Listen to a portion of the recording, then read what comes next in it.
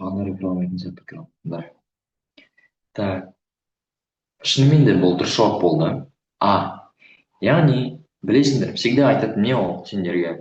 Main idea, main function, мысалы мына жерде function деп тұр, of underlined question. Мынаның функциясын сұрап тұр. Мынау деген это не сұрақ? Бұл деген бүкіл тексттің ең негізгі сұрағы осы жалпы. Тексттің тақырыбы десек те болады негізі. Жалпы сөйтіп айтсақ та болады. Мына сұрақ, әне бүкіл текст as a whole text, яғни мына сұрақтың бүкіл текстқа функциясы қандай, оның мақсаты қандай? Ол үшін бүкіл тексттің main идеясын түсіну керек. Мен сендерге бұрыннан бері не айтып жүрмін? Ең басты стратегия это elimination, яғни метод исключения. Осы вариант ағай точно болмайды, мынау туралы айтылмады деген варианттарды сызып бірден. Түсінікті ма? Вот сол, мысалы қараңдар. Бірінші текстті оқып алыңдар. Текстті оқып алып, текстті жалпылама айтып түсіндіріп тастайын, жалпы не туралы айтылған деген сияқты нәрселерді. Текстті оқып алыңдар, кішкене уақыт берейін.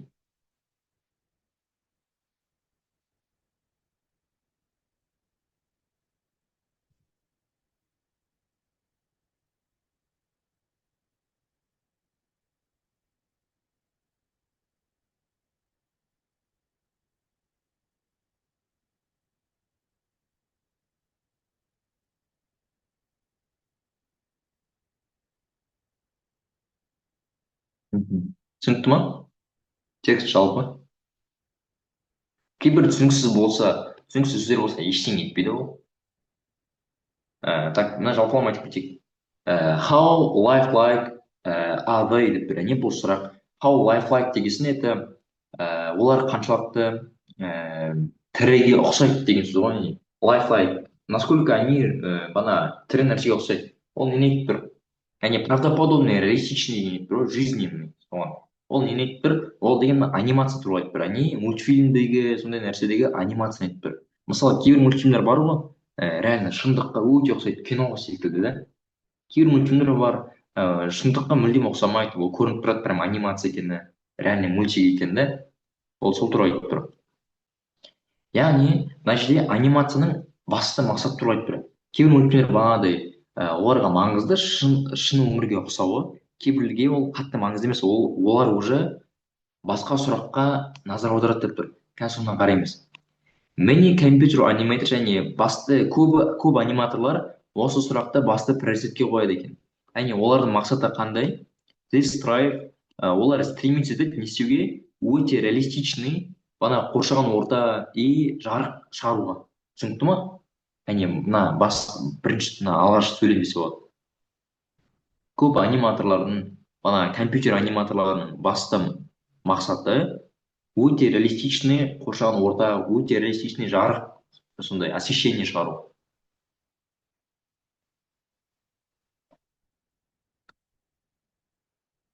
Они general деп бір жалпы компьютер персонаждар, олар скажем так, exaggerate не деген сөз?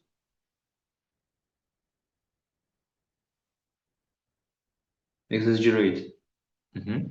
Оны білмейсіңдер болса жазып алыңдар. Ол орысша айтқанда это преувеличивать деген сөз, яғни асыра сілтеп жүру, чрезмерно. Кейбірлері анимация тым артық кетеді, бір асыра сілтеп жүрген. Бірақ қараңдар, бірақ қоршаған орта мен жарық, ол шынымен де мұқият, өте реалистичный, өте реалистичный мимик, яғни имитировать етеді, шын өмірді имитировать етіп тұр. Қоршаған орта мысалы ағаштар, көлдер, сол ұқсайды деп тұр. Түсінікті ма? Мына сөйлем. Енді қараңдар, бірақ деп тұр, бірақ уже екінші ой кетіп жатыр. Мына қараңдар, уже екінші ой. Бірақ кейбір аниматорлар, ол аниматор деген андай аниматор емес, үстеліне не киіп алып, киім киіп алатын. Ол прям компьютерде аниматор істейтін адамдар бар. Бірақ мысалы Pixar секілді аниматорлар, Pixar'дағы ол басқа сұраққа назар аударады екен. Environment, қоршаған орта мен жарық, convincingly lifelike, convincing деген сөз это убедительно. әне шынымен де реалистичный ма, оған назар аудармайды деп тұр. Олар неге аударады деп тұр? Олар басқа сұраққа назар аударады. Ол банағы элементтер фильмнің уникальный историясын не істей ма, көрсете ма деп тұр ғой. Соны отражать ете ма, соны көрсете ма? Reflect это отражать. Аха. Түсінікті ма?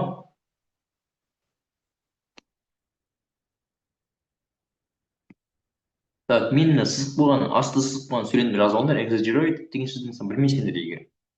Convincingly. Вот. Тексттің мағынасы түсінікті болды ма?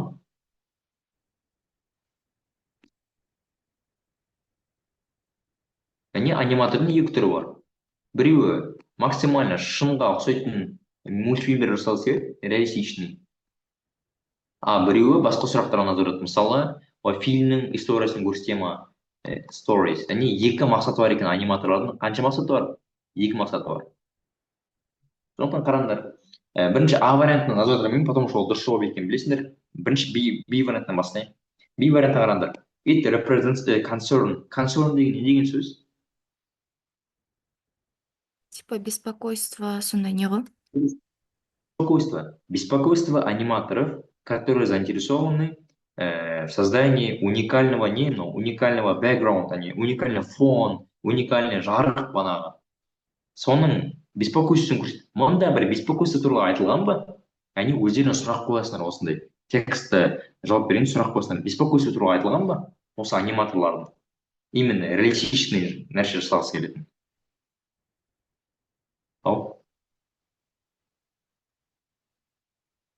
Точнее, уникальный жасағысы келетіндердің. Уникальный жасағысы келетіндердің беспокойство айтылған ба? Они обеспокоены.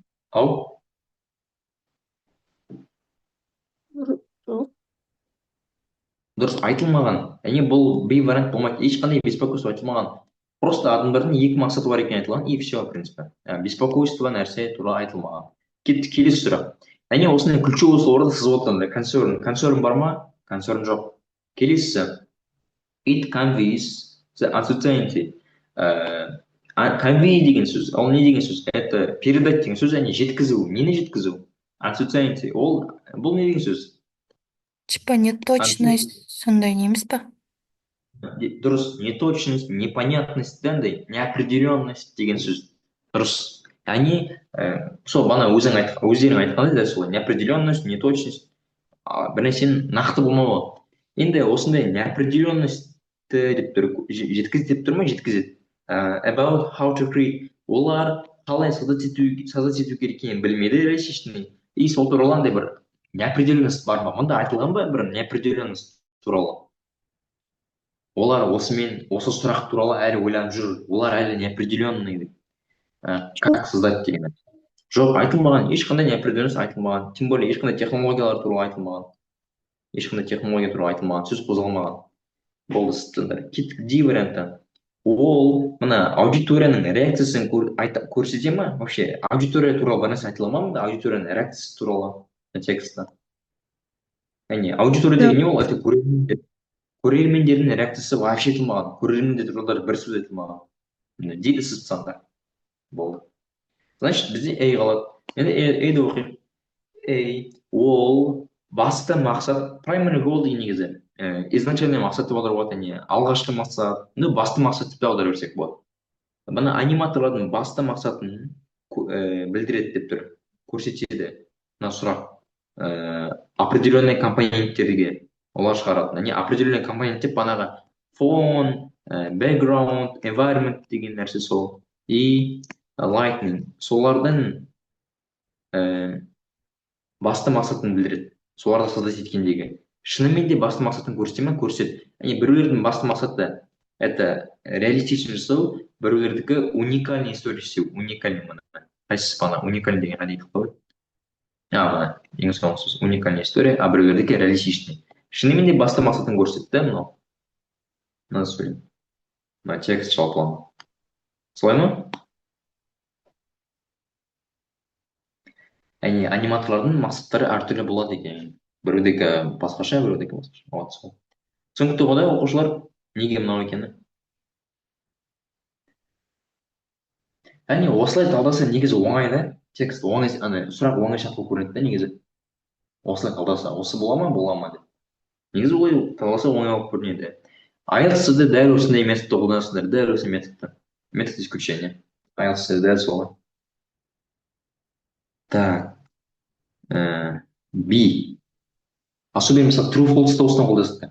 True false да сендер IELTS-та true false и еще not given деген бар ғой. Осы толар айтыла ма деген секілді. Кеттік келесісі. Мынаны оқайық. Давайте бұны сендерге уақыт беремін. Сендерге 2 минутта уақыт берейін. Варианттарында айтып жіберіңдер маған. Бірінші ойланып алыңдар. Ровно 2 минуттан кейін айтып жіберіңдер. Айтасыңдар.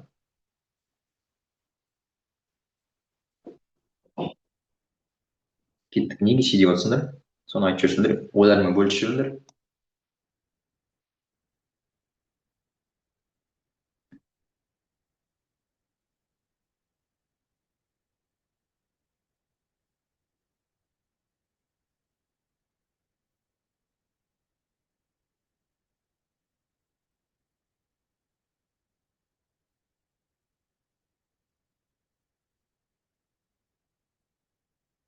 Аха. Мынаны айтыңдаршы. Honeybee деген не деген сөз ол? Honeybee. Ол не? Анау пчеланың несі бар емес пе? Иә, не арада пчела просто. Медті істейтін ара. Ол деген не ол? Insect деген не ол? Insect деген не?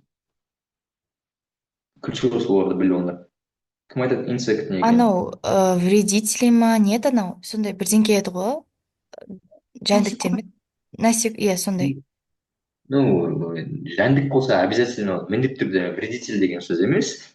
Ну да, Мен жәндік просто несін айтып жатқанмын ғой, типа, келтіріп. дұрыс. Жәндік. Яғни мына екеуі не деген сөз? Екеуі бір деген сөз insect деп, мына біздің нені айтып тұр? Honeybee деп тұр. Араны айтып тұр. Түсінікті ма? Енді келесі сөзім mammal деген не ол? Mammal. Mammal. Ол не деген сөз? Бұл сөздерді кім білмейді, жазып алыңдар бірден. Mammal деген не ол? Қоректілер. Сүтқоректі. Дұрыс. Как раз андай ғылым бар, точнее медицинада маммология деп па аталатын. Как раз сол нәрсені істейтін. Mammals. Осы сүтқоректілер. Енді қараңдар, неге бұларды белгілеп қойдым дейсіңдер? Бұл бәрі бір-біріне байланысты екенін көрсетеді. Insect деген ара, ол мына honeybee деп тұр. Ол деген мындағы мына қайсы мына жерде тұр insect деген. Соны айтып тұр. Mammalians. Бұл не деп тұр? Resemble mechanisms in mammalian brains. Яғни бағанағы механизм екеуінде де болады тұр, былай айтқанда. Түсінікті ма? C вариантында. Ұқсайды екеуі. Resemble деген ұқсау деген сөз. Түсінікті ма? Жазып алыңдар. Ұқсастық бар деген сөз. Бұл сөзді білмесіңдер. Resemble это ұқсастық бар деген сөз. Но мына по контексту понятно деп ойлаймын, ұқсастық деген нәрсе екен. Яғни it summarizes, это итогты айтып тұр, бір итогты айтып тұр, қысқаша. Finding бір находка, бір какой-то исследование находкасы, который предлагает, что кейбір механизмдер, ненің, қайдағы механизм? In the brains of insect, не мына жәндіктегі, жәндікті не тұр, жәндіктеп біздің мына арамызда тұр.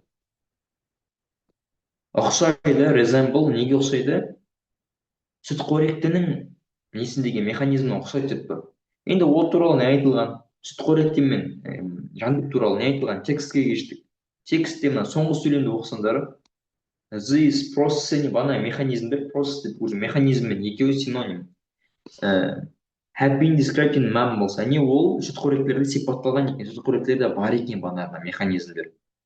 Бірақ, мына какой-то бір азиаттар өзінің коллегасымен естіген, жақында бір нәрсе естіпті. Осындай механизмдер, behavior это поведение механизм екеуі бір ғой. Behavior это поведение. Недегі арадағы пчеладағы тоже көрінгенде тұру болады, қысқаша айтсам тоже болған сондай мотивацияға байланысты дофаминге қатысты. екеуінде де сол механизм бар деп тұр. Түсінікті ма? сол үшін вариант С болады. Ол қандай механизм десе, мына механизмдер. Мына pleasure деп тұр ғой, pleasure рахат алу, немесе керісінше рахат алмау, displeasure, сондай. Ол неге байланысты? Ол деген мына химический компоненттерге байланысты деп тұр. Яғни ол физиологический нәрсе, химический компонентке байланысты, мидағы бір какой-то гормондарға бір нәрсеге байланысты деп тұр ғой. Дофаминге байланысты, дофаминге деп тұр. Рахат алу. Оны білеміз ғой енді барлығымыз дофамин туралы. Ютубтан, там, білмеймін, басқа нәрседен білетін шығарсыңдар. Дофамин, мотивация деген нәрселерді. Вот сол. Түсінікті ма? Они тоже имеют исключениямен кетейік. А вариантын оқиық. А вариантын айтылған. It describes бір эксперименттік метод деп тұр, өлшеу ненің күшті өлшейді. Физиологический ответтің күшін өлшейді. Насколько физиологический ол мықты болады. Мысалы бағанағыдай, насколько дофамин, білмеймін, мықты ответ береді. Соны өлшейтін сипаттап тұр ма сол метод сипатталған ба мында? Осы метод осылай жұмыс жасайды, жұмыс жасамайды деген нәрсе. Мхм.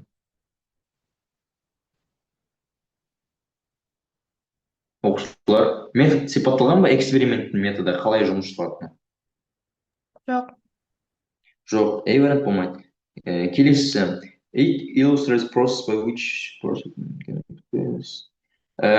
B варианты. Ол көрсетеді бір процесстерді, определенный жәндіктер, это, скорее всего, ара, өздерінің қалай сезінетінін жеткізеді. Соны көрсетеміз сол процесстерді. Мына аралар қалай сезінетінін көрсетеді. Ну, ол туралы айтылған, кішкене ара туралы нәрсе айтылған, бірақ именно басты мақсаты определенный жәндіктердің қалай жеткізетінін көрсету емес. Мына жерде айтылмаған, мына жәндіктер өзінің қалай сезінетінін осылай көрсететінін жеткізеді деп айтылмаған мұнда.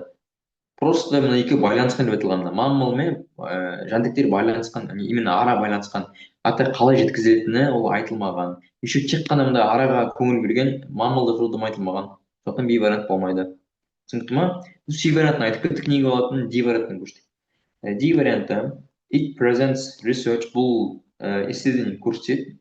Исследование не көрсетіп тұр? Определенный жәндіктермен маммалдар. Вот D варианты ұқсас екен, өте қараңдар, өте ұқсас екен D варианты С-ға. Behave similarly. Behave деген это поведениесі ұқсас болады. Қай жерде? Когда есть возможность чего? Награды. Возможность награды. Өте ұқсас екен. Мұнда шынымен де айтылған аралар мен бана сүтқоректілердің механизмдері бірге бірдей деп тұр, бар деп тұр ғой механизм. Бірақ мұнда награда туралы айтылмағанда негізі. Мотивация нәрсе айтылған, бірақ именно награды. Когда мұнда D вариант именно есть награда, возможность награды и получение награды. Сол кезде ұқсайды деп тұр. Именно сол кезде ұқсайды деп тұр. А мұнда жалпылама ұқсайды деп тұр. Именно арамен екеуінде ұқсайды деп тұр. Түсінікті ма? D вариантының айырмашылығы мұнда именно награда бар да, ал мұнда просто ұқсайды деп тұр. Түсінікті ма? Reward это у нас награда. Награда, reward. Аха, жаза алыңдар. Білмеген сөздерін барлықтарын. Вот. Мына сұрақ шатастыруы мүмкін реально. C мен D мысалы реально өте ұқсас варианттар екен. Бірақ D-де бір кішкентай бір не бар, деталь бар. Оны ажырататын. Мына сұрақ түсінікті болды ма?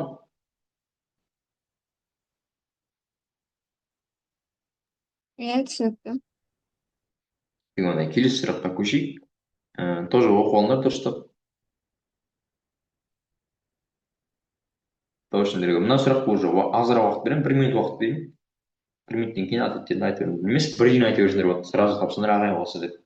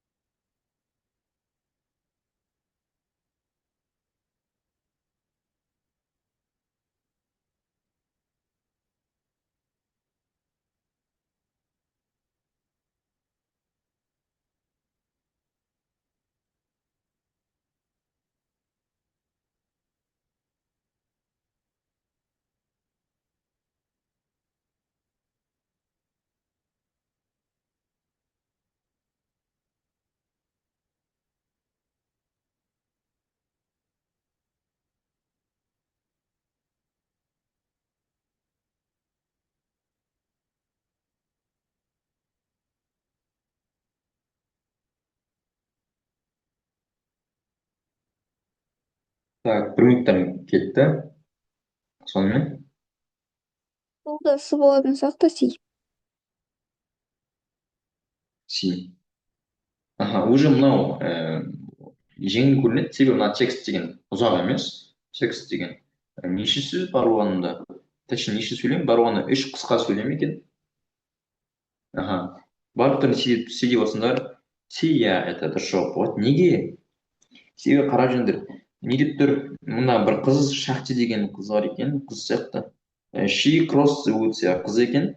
She crossed the woods, және ол банағы ағаштарды кесіп өткен кезде ол ағаштарды не істеген? She knew so well. Әне ол ана орман десек болады даже. Ол жақсы білген да оны. Әне уже таныс жер екен. Дұрыс па? Не түсініп тұрмын біріншіден. Мына ағаштар оған таныс екен. Сосын қараңдар. The trees, мына ағаштар как будто казаться еткен екен. Олар to extend the branch. Branch деген не деген сөз? Мына нелері. Мына екен сабақтары ма, сабақ дей ма оны? Вот осы несін как будто, иә, бұтақ, точнее, дұрыс. Қазақша ұмытып қалыппыз. Бұтақтарын созып өткен секілді дейтін. Созып жатқан секілді, like welcoming arms, мына құшақтап, мына қош келдің деген секілді деп тұр. Түсінікті ма?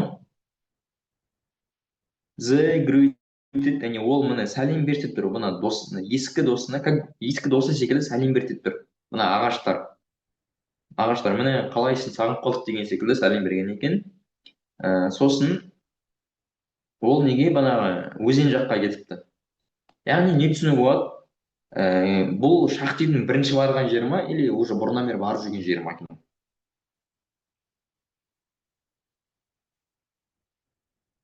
Бірінші рет барған.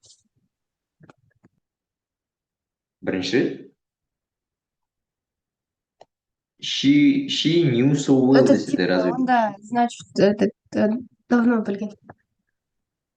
Давно білген, мына жерде тұр оны. As an old friend, she knew so well деп тұр. Әне уже бұрыннан біледі деп тұр. Әне бұрыннан білетін жері болса, ол өзін некомфортно сезіне ма? Жоқ. Сезінбейді. Еще текстте айтылмаған, наоборот, керісінше оны бағанадай қош келдің, сағынып қалдық деп жатыр ағаштар оған. И қараңдар, it indicates, ол тоже бір көрсетіп тұр. Не көрсетеді? Has lost sense of direction. Ол адасып кетті ма? Has lost sense of direction, это адасып кету деген сөз. Ол адасып кеткенін көрсете ма? Жоқ, адасқан туралы дым айтылмаған. Тем более ол бұрыннан білетін жері, ол адаса алмайды ғой. Енді қараңдар. Belong деген не деген сөз? Belong.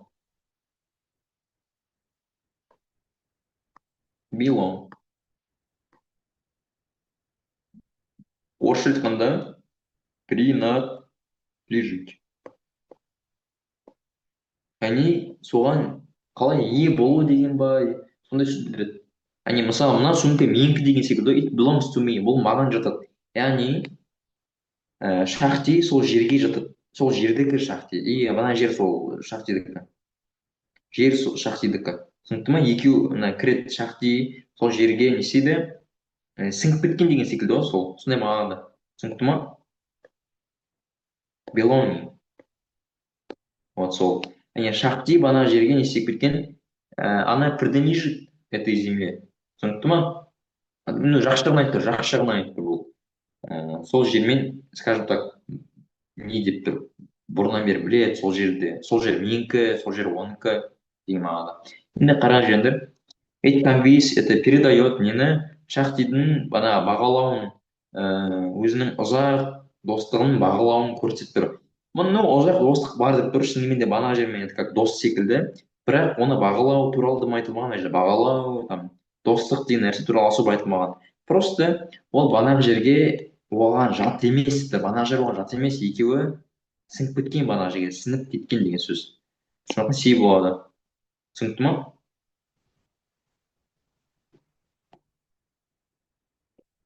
Все, мына ағаштар қош келдің деп содан си болады. Мына жерде қараңдар, мына жерге friend деген сөз айтылды деп, friend деген сөз бар деп, мына friendship деген нәрсені белгілемеңдер. Бірінші текстті оқып алыңдар, текстің басты идеясын түсініп алыңдар. Ол кім, ол неге келді, банағы нені түсініп алыңдар. Кілттік сөздерге қараңдар. She knew so well, welcome деген секілді. Яғни бұл жер туралы. Бұл жер бір какой-то. Өзені бар, қасында ағаштар бар жер. Мына жер түсінікті болса, келесі текстке көшейік. Дұрыстап оқып алыңдар. Уақыт бермеймін. Енді неге дейік? Неге дей болады? Бананда тоже метод исключения. Қарайсыңдар, мына вариант айтылған ба, жоқ, мына вариант айтылған ба, жоқ деп айтыңдар. Енді бірінші текст туралы айтты. Текст түсінікті ма жалпы? Кімге текст түсінікті болды? Немесе қай жер түсініксіз? Бүкіл сөздерін түсініп керек емес, қайталап айтамын. Бірақ жалпылама текст түсіну керек. Текст түсінікті ма екен? Бірінші сөйлемді мысалы айтып жіберейін.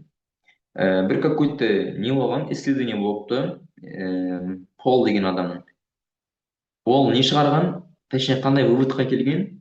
Адамдар сыпайы не істеп болады? Поведениелері сыпайы болады деп тұр ма? Поведениесі сыпайы болады, politely. Қандай кезде тұр? Точнее, не тыңдаған кезде бір идеялар тыңдаған кезде олар келіспейтін идеялармен. Мысалы, сендер немен келіспейсіңдер? Мысалы, адам бір нәрсемен келіспейді, кішкене андай раздражение болады ғой да. Мысалы, допустим, білмеймін, біреулер мысалы мұсылман сеніп, адамдар оған ислам қате екенін айтып жатса, адам кішкене түсінеді, ол дұрыс емес деген сияқты. Немесе керісінше, біреу бір нәрсені біледі, что дұрыс екен, спорт полезен екен, біреу спортпен заниматься етпеңдер деп айтып жатса, қарсы идеяны. Адам тоже жынданады, бұл сен қате нәрсе айтып отырсың деп жынданады. Бірақ мындай тұр, адамдар более сыпайы болады деп тұр. Қандай кезде деп тұр? Егер олар не туралы айтса, about values, яғни өздерінің несі туралы? Value деген не деген сөз ол? Value это, оның бірнеше мағынасы бар, это ценность, яғни құндылық. Өзінің құндылығы туралы не істесе деп тұр? Ойланса деп тұр. Ойланса. Түсінікті ма? Мысалы, қандай құндылықтарың бар сендердің? Білмеймін, отбасы құндылығы, денсаулық, сондай нәрсе туралы ойлансаңдар деп тұр. Прежде чем вступить в дискуссияға кірмес бұрын, бана адам құндылықтар туралы ойланса, ол не істейді? Ол более сыпайы болады екен. Түсінікті ма? Мысалы, сендер тоже біреумен келіспейсіңдер, адам келіспесе шынымен де өте раздраженно болып кетіледі. Там ұрсып, там білмеймін, итеріп, бақырып, сөйтіп. Бірақ мыналар айтып тұр, мына ғалымдар деген осындай выводқа келген екен, егер адам өзінің құндылықтар туралы ойланып алса бірінші дискуссияға кірмес бұрын, ол сыпайырақ болады екен. Түсінікті ма? Осы ең басты идея осы, точнее вывод осы. Енді дальше кеттік. Дальше мына исследование қалай жүргізілгені айтылып тұр мына. Исследование екі группа болған екен, екі группа болыпты. Бір группа не істеген? Бірнеше уақыт құртқан екен, минутлар жазыпты. Олар өздерінің жеке құндылықтар туралы жазған екен. Мысалы, бағана айтып кеткендей, білім, денсаулық, отбасы деген нәрсе туралы құндылықтар туралы айтады. Әркімнің құндылықтары әртүрлі. Прежде чем вступить, неге? Controversial деген сөз, controversial. Кім айтады? Controversial. Ол орысша айтқанда противоречивый деген сөз. Яғни противоречивый, яғни қарсы просто. Өздеріне қарсы, неге? Қарсы темаға кіргенде. Мысалы, бір нәрсе сендерге ұнайды, допустим, не кисіңдер деп ойлаймын, сендер барлықтар не кисіңдер ғой да? Иә. Вот вегетарианецтермен, мысалы, бағандай вегандармен, вегетариандармен спорға түстіңдер дейік. Сендер ұрысып кете аласыңдар. Адам ұрысып кете алады деген реально қарсы темамен сөйлессе, бір ой, көзқарасы мүлдем келмейтін адаммен сөйлессе ұрысып кете алады. Адам өзінің жеке құндылықтар туралы ойланып жазған екен бір группа. Екінші группа не істеп тұр? Ол about a drink, они просто бір какой-то не туралы milk, шай, яғни бір какой-то ішетін нәрсе туралы жазған екен. И деп тұр, банағы ғалым нені тапқан? Банағы өзінің құндылықтар туралы жазған группа, ол бізде экспериментальная группа мұны. Банағы құндылық туралы жазғанда. Ол more civil. Civil деген не деген сөз? Civil деген негізі бірнеше мағынасы бар. Это азамат деген мағына жалпы. Это бана не Граждан граждан. емес.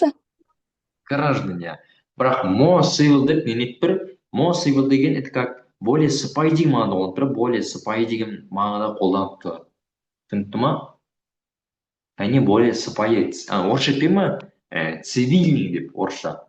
Цивильный деген нәрсені. Вот сол. Более цивильный, не более сыпайы болыпты. Чем мынадан. Түсінікті ма? Не айтылған? Мұнда текстің conclusion айтылды мына conclusion. Точнее, текст деппін ғой, исследование, research немесе оны не дейді? Study дейміз, study. Соның conclusion туралы айтылған, conclusionның қалай істегені айтылған, conclusionда вывод мына, дәл осылай болды, мына finding, осылай туралы айтылған. Түсінікті ма? Не туралы айтылғаны болды. Енді қараңдар. Как раз ең соңғысы мына to explain study's conclusion и how research team arrived at the conclusion. И ол қалай бана conclusionға келгені айтылған. Как раз дейі болады. Прям идеально келіп тұр. Түсінікті да? Не басқа варианттар неге келмейді? Сипаттау деп бір какой-то бір belief деген не болады? Верада бір нәрсеге бір ой қалыптасып қалған ой. И бана исследование сол нені вераны қалай не істейді? Қолдайды. Ешқандай вера туралы айтылмаған. Вера дегенде андай мен религия туралы айтқан жоқпын. Belief деген нені айтып тұр? Widely held. Widely деген это жалпылама ұсталатын сенім. Мысалы не? Бір какой-то традиция, бір какой-то мнение. Мысалы спорт жақсы деген это шынымен де бүкіл адамдар оған почти қолдайды ғой, дұрыс па? Көп бөлігі қолдайды. Мысалы сондай нәрсе бар. Спорт денсаулыққа жақсы деген нәрсе. Немесе түсіндір ғой, примерно айтқым келіп тұрғанда. Жақсы тамақтану керек деген нәрсе. Сондай ұстаным, точнее, ұстаным осы. Ұстаным туралы сипат, ешқандай ұстаным туралы айтылмаған онда. Келесісі. Were surprised. Мана исследовательдер шокирован болды ма? Оларға сюрприз болды ма? Жоқ, ешқандай сюрприз болмаған екен. Оларға шок болмаған. В принципе, олардың реакциялары айтылмаған. Как можно улучшить бана нені? Исследование как можно улучшить? Сол туралы айтылған ба? Исследование осылай жақсартуға болады деген нәрсе айтылған ба? Айтылмаған. Сондықтан D варианты болады. Түсінікті ма? Оқушылар? Так, бәрі түсінікті болса.